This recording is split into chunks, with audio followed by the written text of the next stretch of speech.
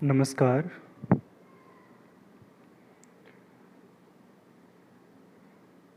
आज हम बात करेंगे जप योग के बारे में। कोई भी धर्म हो, उन सब में जप का एक महत्व है ईश्वर के करीब पहुंचने में।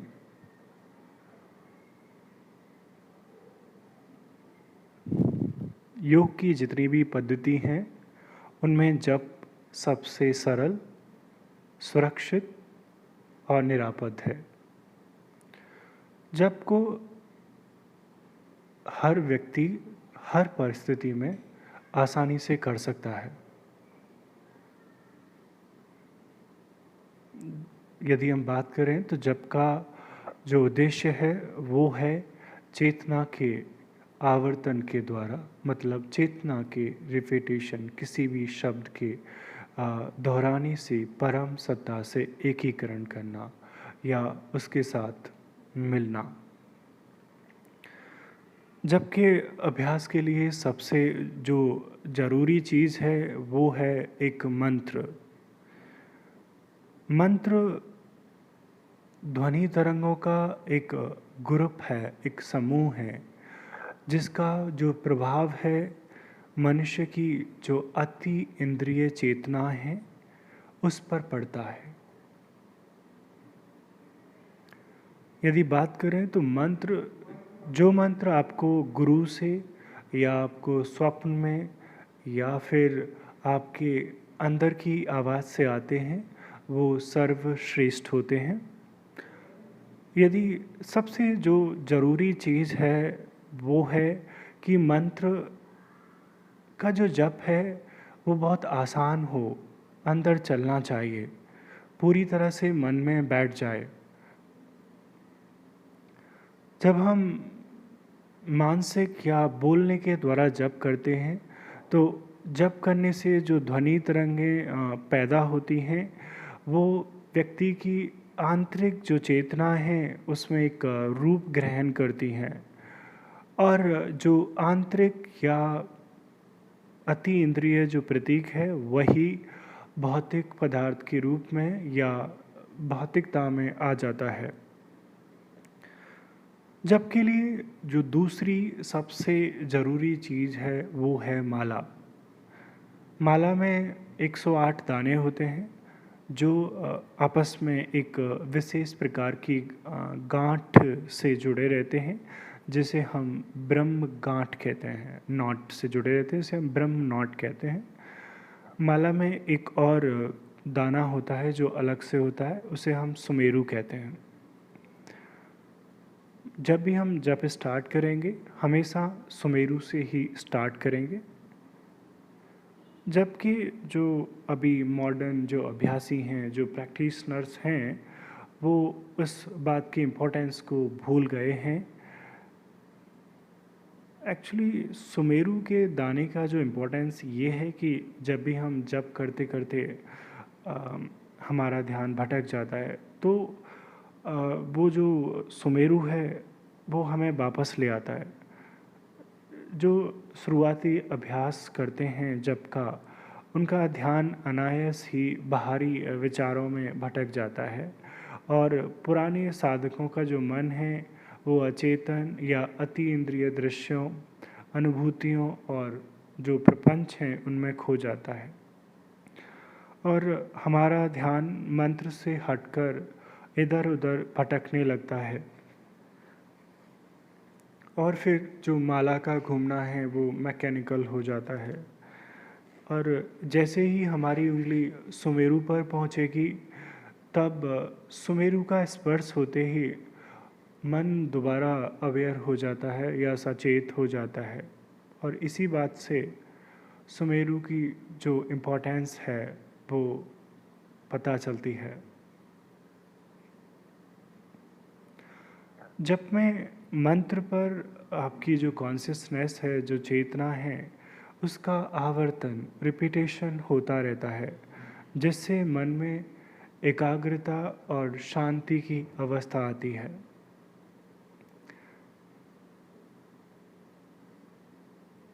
आप जब जप करते हैं तो आपकी जितनी भी शारीरिक और मानसिक क्षमताएं हैं वो अपनी पूरी कुशलता के साथ काम करेंगी। ये बात हमेशा याद रखें कि मन को कभी भी फोर्स करके एकाग्र करने की कोशिश नहीं करें।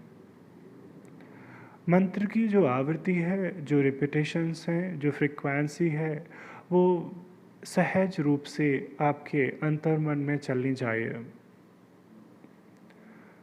जब आप जप करेंगे तो स्वाभाविक है कि आपके अंदर विचार आएंगे, क्योंकि विचार आना एक नेचुरल प्रोसेस है।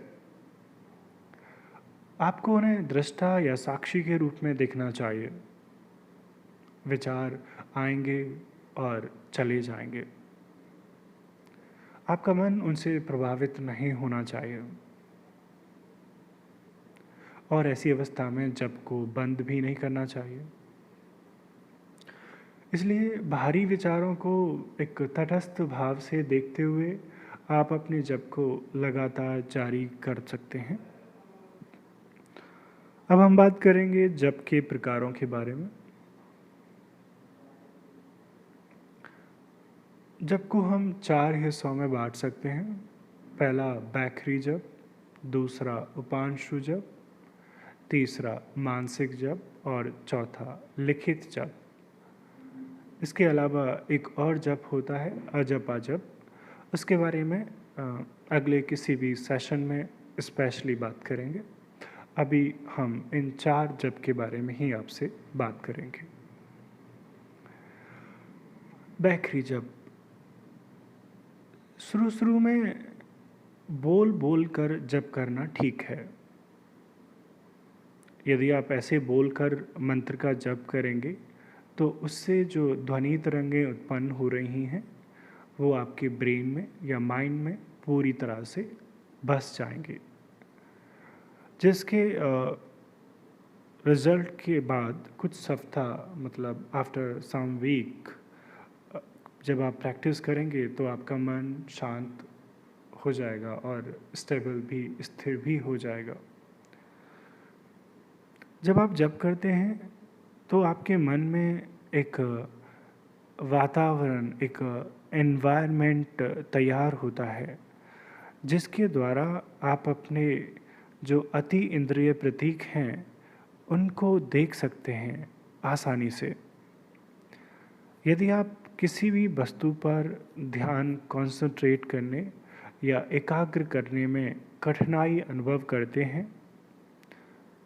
तब 1 घंटे तक कम से कम बैखरी का अभ्यास करें और इसके बाद ध्यान में बैठें। यदि आपके पास ज़्यादा समय नहीं है तो आधा घंटा भी काम करेगा। अब है दूसरा उपांशु जप। उपांशु जप में मंत्र का उच्चारण हमें इतना धीमा करना होता है कि केवल हम ही सुन सकते हैं उसे। केवल होठ हिलते हैं, जैसे आप विस्परिंग करते हैं, जैसे फुसफुसाहट करते हैं, कोई ध्वनि नहीं निकलती है। ये जो क्रिया है जो बैखरी जप था उससे सूक्ष्म है। ये आपको मानसिक जप के लिए तैयार करेगा। बैखरी जप ने आपको उपांशु जप के लिए तैयार किया था। इसी प्रकार उपांशु जप आपको मानसिक जप के लिए तैयार करेगा। उपांशु जप का अभ्यास उन साधकों के द्वारा किया जाता है जो किसी विशेष उद्देश्य की पूर्ति के लिए 8-10 घंटे बैठकर जप साधना करते हैं, जिन्हें कुछ सिद्धियां या कुछ स्पेसिफिक अपने कोई भी इच्छा पूरी करनी होती है या कोई अनुष्ठान करने होते हैं।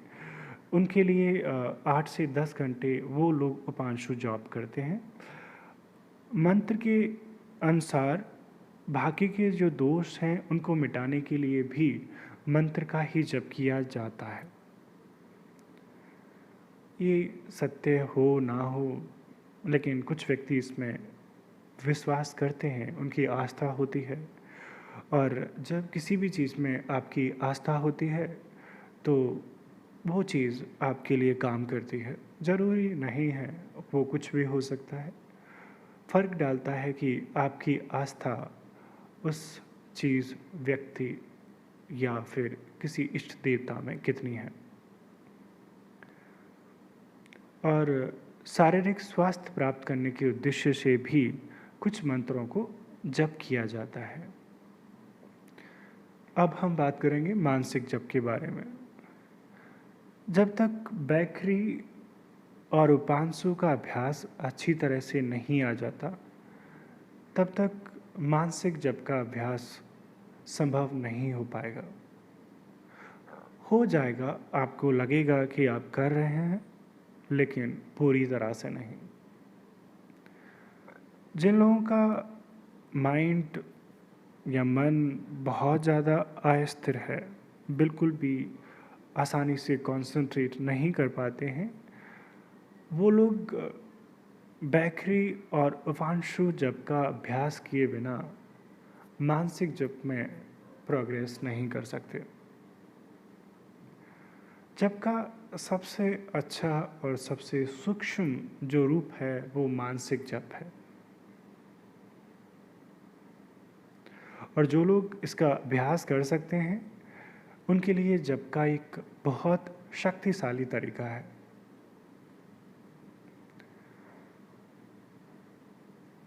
ऋषि मुनि और कुछ शास्त्रों में भी कहा गया है कि मानसिक जप के निष्ठापूर्ण अभ्यास से मनुष्य आत्म साक्षात्कार कर सकता है।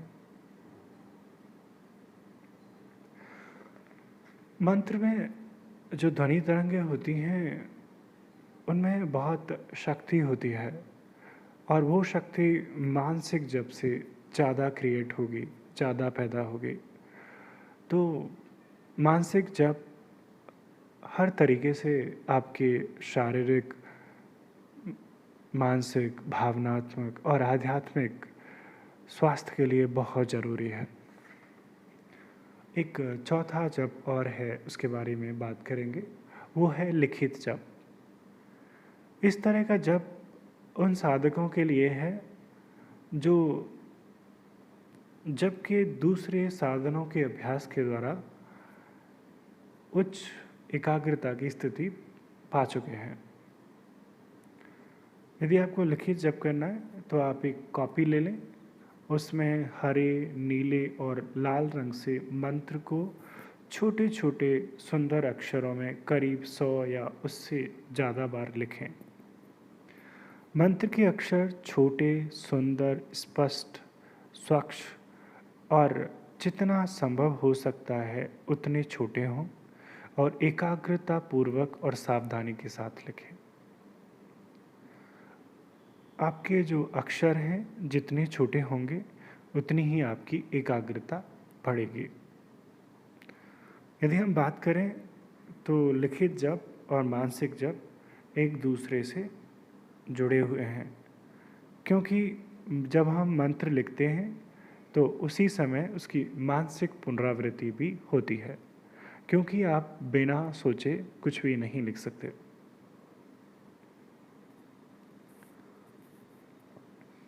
यदि आपने मंत्र लिया हुआ है, यदि आपके गुरुजी हैं, आपने कोई मंत्र पहले से लिया हुआ है, तो आप उसी का अभ्यास करें। यदि नहीं है तो आप कोई भी ईश्वर के नाम का शब्द ले सकते हैं। परमात्मा, भगवान, राम, श्याम, शिव, कोई भी मंत्र के रूप में ले सकते हैं। नाम या मंत्र महत्वपूर्ण नहीं होता, महत्वपूर्ण होता है कि जो आप मंत्र ले रहे हैं वो आपके मन में कितना बसा हुआ है, उसे कितनी आसानी से आप रिपीट कर पा रहे हैं। तो आपको जब कैसे करना है, आप एक माला ले लें, यदि माला भी नहीं है तो भी चलेगा। तो 3 हिस्से आप बैखरी करें, 2 भाग उपांशु करें और 1 भाग मानसिक करें। तो ये जप का सही तरीका है। माला है तो 3 माला आप बैखरी जप की करें, 2 माला उपांशु जप की करें और 1 माला मानसिक करें। चाहें तो लास्ट में जब आप मानसिक पहुँचें तो जितनी देर आप बैठना चाहें उतनी देर आप मानसिक जप करते रह सकते हैं। जप का रास्ता लंबा हो सकता है पर वास्तव में निश्चित है और सुरक्षित है। ये आपके आध्यात्मिक जीवन का जो बैलेंस होगा उसके विकास के लिए एक मेन इम्पॉर्टेंट मीडियम है। अब हम बात करेंगे जप अनुष्ठान की। अनुष्ठान का मतलब होता है किसी भी कार्य को अनुशासन के साथ पूरा करने का संकल्प लेना। यदि आपने कोई अनुष्ठान जप के लिए किया है तो वो जप अनुष्ठान कहलाएगा। जप अनुष्ठान के 2 उद्देश्य होते हैं। पहला, आध्यात्मिक जीवन में उन्नति और विकास के हेतु आत्मशुद्धि, या फिर शारीरिक, मानसिक, भावनात्मक अनुशासन के द्वारा शुद्धि की प्राप्ति, या फिर कोई भी भौतिक अपने स्वार्थ के लिए उपलब्धि या सफलता की प्राप्ति हेतु। तो आप अपनी इच्छाओं को पूरा करने के लिए भी मंत्र का सहारा ले सकते हैं। यदि आपको कोई मंत्रों के बारे में ज़्यादा जानकारी चाहिए तो मैं आपको एक सभी रिलीजन्स के जो मंत्र हैं आपको भेज दूंगा, जिससे कि आप कोई भी मंत्र चूज़ कर सकते हैं। माफ़ी चाहूँगा क्योंकि यहाँ पर सभी धर्म के लोग हैं, तो जिस भी ज़रूरी नहीं है कि आप हिंदू हैं तो आप पर्टिकुलर मंत्र चूज़ करें। यदि आपको कोई क्रिश्चियनिज़्म, सिखिज़्म या फिर मोमडनिज़्म का कोई भी मंत्र अच्छा लग रहा है और वो आपके लिए काम कर रहा है तो आप उसको भी कर सकते हैं, उससे कोई फ़र्क नहीं पड़ता है। आप कोई दूसरे भी रिलीजन का मंत्र पिक कर सकते हैं यदि आपको बहुत आसानी है तो। नहीं तो मैं सलाह यही दूंगा कि आप अपने रिलीजन से रिलेटेड ही मंत्र चूज़ करें, क्योंकि वो बचपन से ही आपके अंदर बसा होगा तो उसको करने में आपको आसानी होगी।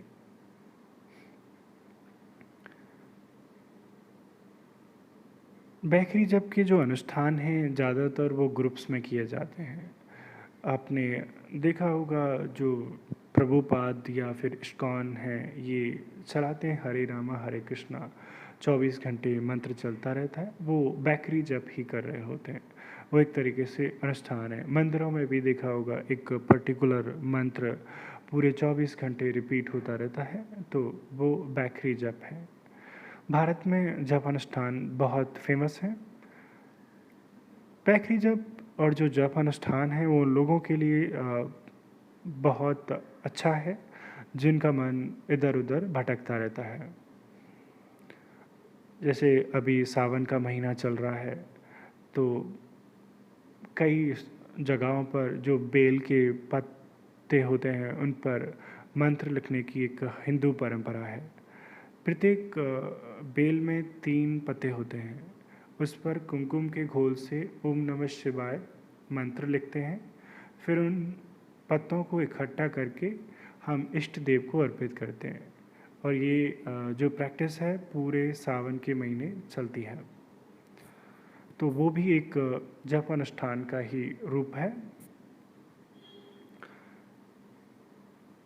यदि हम मानसिक की बात करें तो उसके जो जप अनुष्ठान है उसके लिए आपके गुरु के द्वारा मिला गया मंत्र ज़्यादातर लोगों के बीच फेमस है, ज़्यादातर लोग वही यूज़ करते हैं। तो आध्यात्मिक साधकों के लिए सबसे ज़रूरी चीज़ है ये, कर सकते हैं, क्योंकि अनुष्ठान का मतलब है कि एक पर्टिकुलर टाइम में आपको जो लक्ष्य लिया है उसको पूरा करना है।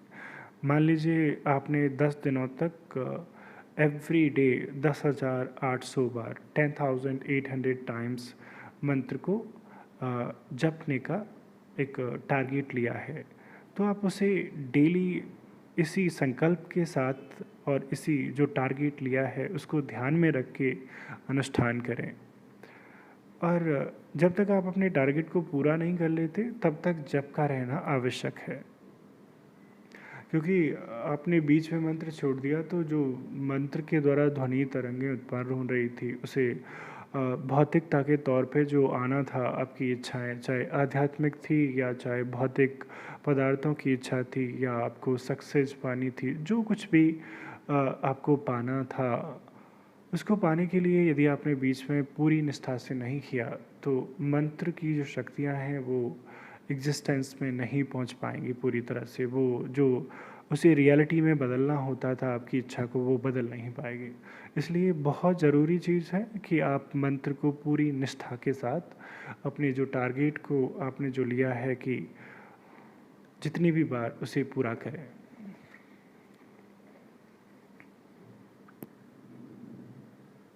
ज़्यादातर एक जप चलता है जिसे हम सुमेरनी जप कहते हैं। एक्चुअली सुमेरनी जप 27 दानों की माला होती है।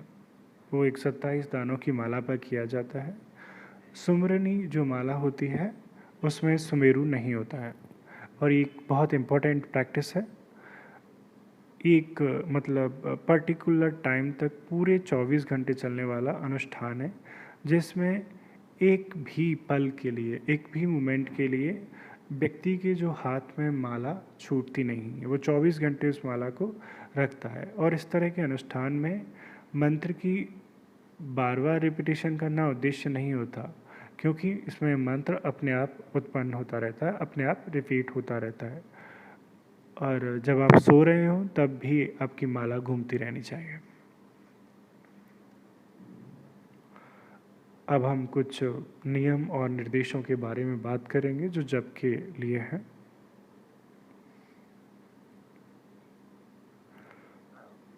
किसी भी मंत्र के लिए आप कोई भी मंत्र ले लें या किसी देवता का नाम चुन लें, अच्छा होगा। यदि मंत्र आपको किसी गुरु ने दिया है, यदि आपने गुरु नहीं है या आपके गुरु ने मंत्र नहीं दिया है, तो आप ओम मंत्र ले सकते हैं, जो कि एक ब्रह्मांडीय मंत्र है और सभी के लिए काम करता है। कम से कम आप रोज़ाना 10 माला करें, 108 दानों वाली। यदि आपको माला यूज़ करें तो तुलसी या रुद्राक्ष की माला करें। माला में सुमेरु के अलावा 108 दाने हों, ये निश्चित कर लें। यदि आप कोई तांत्रिक अभ्यास कर रहे हैं तो उसके लिए स्फटिक की माला का प्रयोग किया जाता है। ध्यान रखें, दाहिने हाथ की जो मध्यमा उंगली है और अंगूठे दोनों से ही दानों को घुमाएं। ध्यान रखें कि जो आपकी तर्जनी है और जो कनिष्ठा है, जो छोटी सबसे छोटी उंगली है, उसका स्पर्श माला से नहीं होना चाहिए। जब का अभ्यास आप कोई भी आसन, पद्मासन, सिद्धासन, सिद्धयोनि आसन, किसी भी अभ्यास में बैठ के कर सकते हैं। या तो दाहिना हाथ माला के साथ घुटने पर टिका रहे, या फिर माला भूमि को छूती रहेगी, या माला को पकड़े हुए दाहिना हाथ आपकी चेस्ट के सेंटर में भी रख सकते हैं।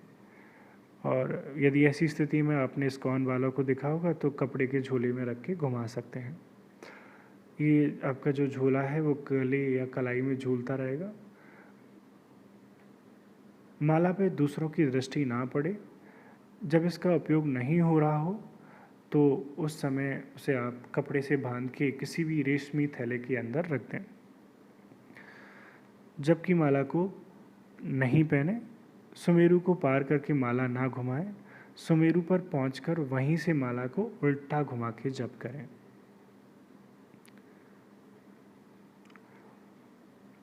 कोशिश करें कि शुरुआत तो आप बैखरी जप से करें, नहीं तो आप कुछ समय बाद मानसिक जप कर सकते हैं। यदि फिर मानसिक जप करते समय आपका मन इधर उधर भाग रहा हो तो फिर बैखरी जप स्टार्ट करें, फिर मानसिक, बैखरी, मानसिक, इस तरीके से कर सकते हैं।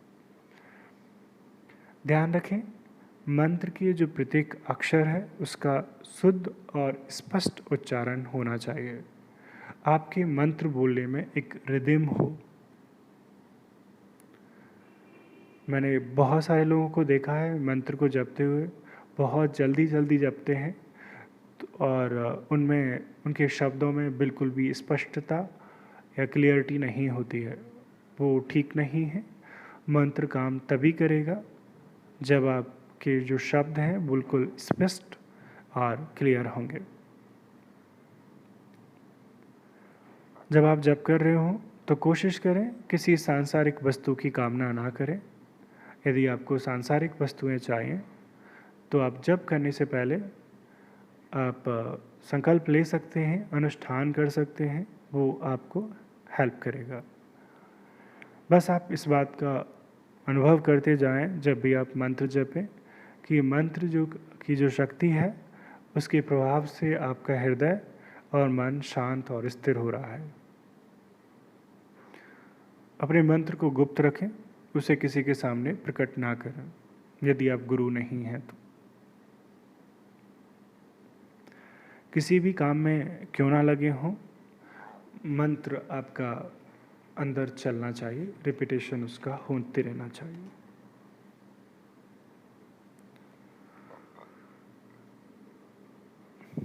वैसे तो मेरे हिसाब से दिशा मैटर नहीं करती है कि किस दिशा में मुंह करके आपको जप करना चाहिए, क्योंकि जब रोज़ाना किसी भी दिशा में बैठ के करेंगे तो हर दिशा आपके लिए इम्पोर्टेंट होगी।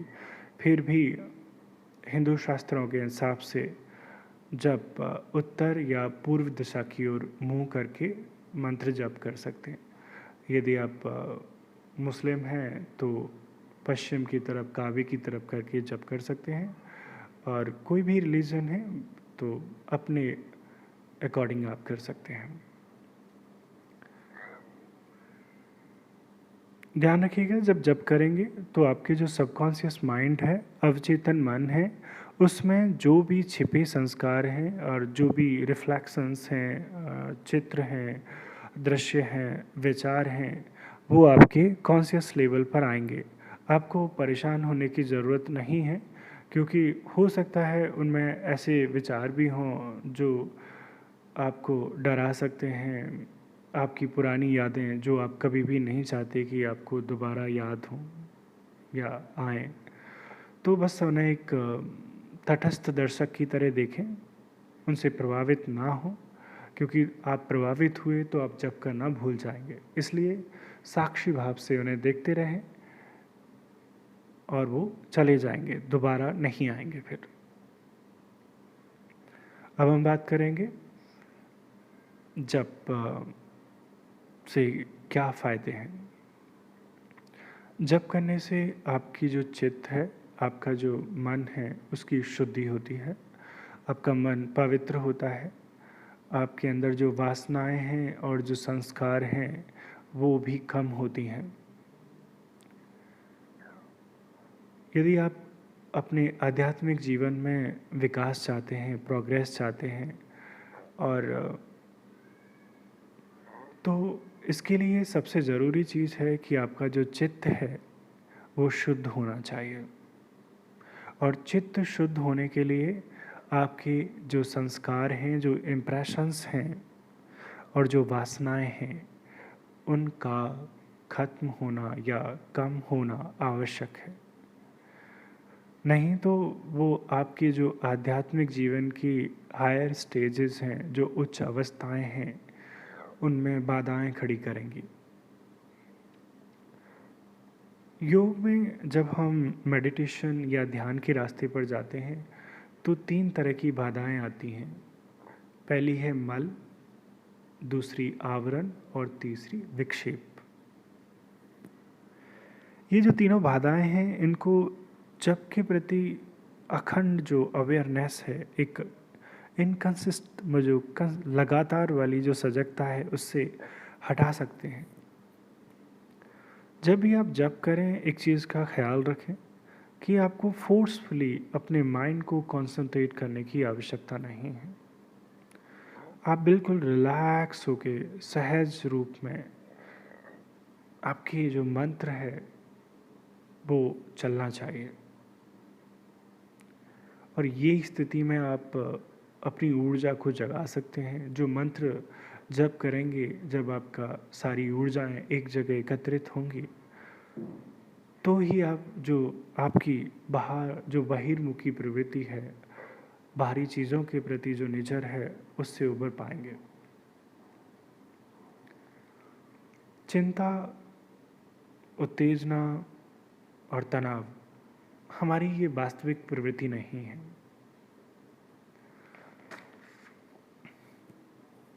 हमारी असली जो प्रकृति है वो है प्योर कॉन्शियसनेस, पीस, बैलेंस और समाधि की स्थिति। यदि हम बात करें तो हम इसका कंपैरिजन एक आईने से कर सकते हैं। एक आईना जिस पे डस्ट, धूल जम गई है, यदि हम आईने को साफ़ कर दें तो हमारा जो प्रतिबिंब है वो बिल्कुल साफ दिखाई देगा, जैसे हम हैं वैसे ही। लेकिन उस पर धूल जमी होगी तो आपको दिखाई नहीं देगा, धुंधला धुंधला दिखाई देगा। तो आपके जो मन की जो अशांति है वो ही आपके सारे दुख, तनाव और जो जटिलताएं हैं उनकी जड़ है। लेकिन ये सारी चीज़ें हम पर इम्पोज की गई हैं। ये मंत्र जब आपके मन को शांत और शुद्ध करेगा और आपको ध्यान, समाधि और आत्मा के शुद्ध स्वरूप को बोध कराने में सहायता करेगा। एक चीज़ का ख्याल रखें कि ध्यान करने के लिए मन पर कभी भी तनाव या दबाव नहीं डाला जाता।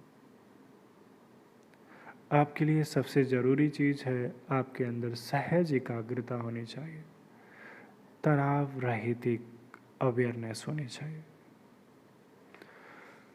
एक बहुत ही इम्पोर्टेंट चीज़ है, ध्यान के लिए आपको एकाग्रता की ज़रूरत नहीं है, सजगता, अवेयरनेस की ज़्यादा ज़रूरत है।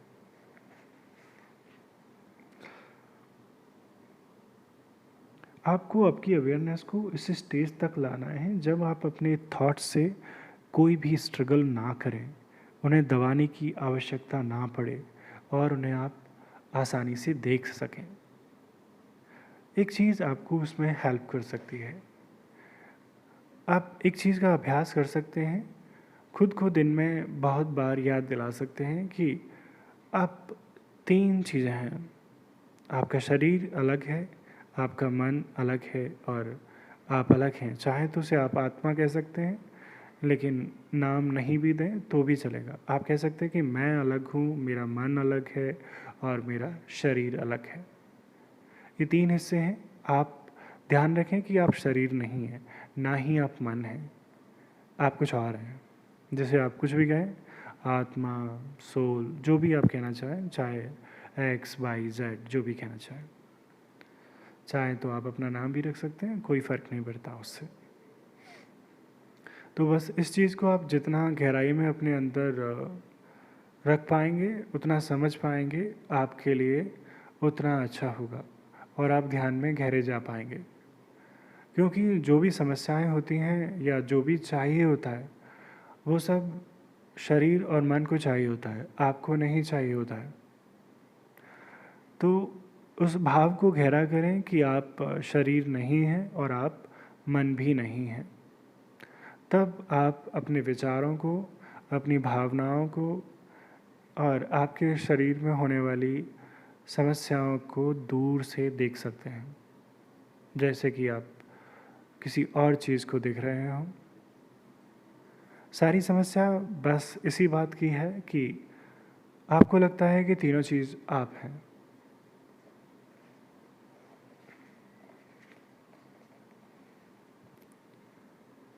कभी कभी ऐसा होगा आपके जप करते समय या ध्यान करते समय कि बहुत इजी जो इम्प्रेशंस हैं, जो बहुत पहले थे, वो आपके सामने उभर के आएंगे और आपको खुद को सरप्राइज होगा, एक आश्चर्य होगा कि आखिर ये सामने क्यों आए।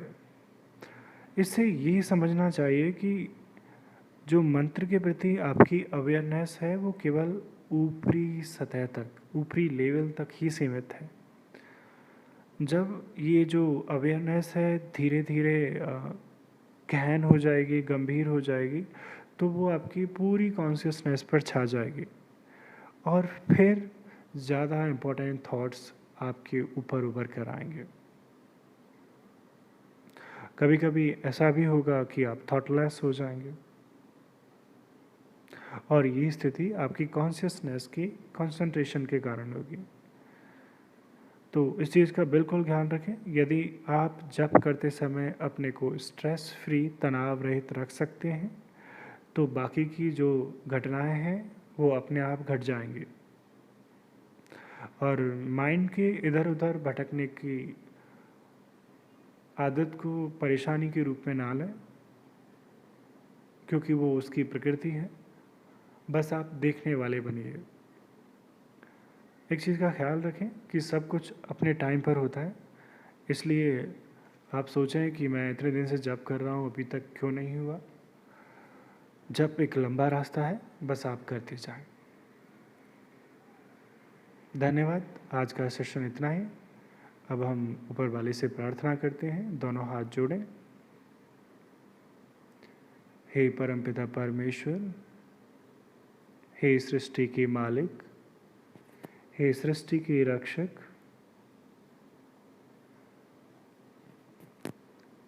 हम आपको प्रणाम करते हैं और आपसे प्रार्थना करते हैं कि आप हमें शारीरिक, मानसिक, भावनात्मक और आध्यात्मिक स्वास्थ्य प्रदान करें। और हम आपको धन्यवाद देते हैं उस हर चीज़ के लिए जो आपने हमें दी है और भविष्य में देने वाले हैं। दोनों हाथ जोड़े रखें, अपने ध्यान को दिल पर ले जाएं, हृदय पर ले जाएं और ईश्वर के प्रति अनुग्रहित भाव को महसूस करें।